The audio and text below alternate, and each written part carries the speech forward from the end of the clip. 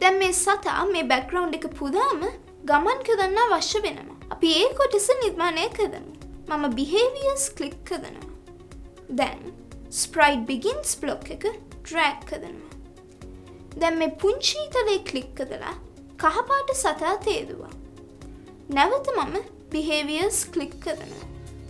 දැන් wandering block එක begins ඉදිරියට drag කරනවා. අපිට පුළුවන් වෙන්න ඕනේ මේ මාරියෝ arrow keys යොදාගෙන ඉහළට පහළට දකුණට හා වමට ගමන් කරවන්න. අපි කලින් මේ බ්ලොක් එක භාවිතා කරලා තියෙනවා. මොකද්ද මේ බ්ලොක් එක? නම මතකද ඔයාලට? ඔව්. moving with arrow keys block එක තමයි අපි යොදාගන්නේ. මම behaviors ක්ලික් කරනවා. දැන් sprite begins බ්ලොක් එක drag කරනවා. දැන් මේ පුංචි තලයේ ක්ලික් කරලා මාරියෝ තේරුවා. නැවත මම behaviors ක්ලික් කරනවා. දැන් moving with arrow keys block එක begins ඉදිරියට drag කරනවා.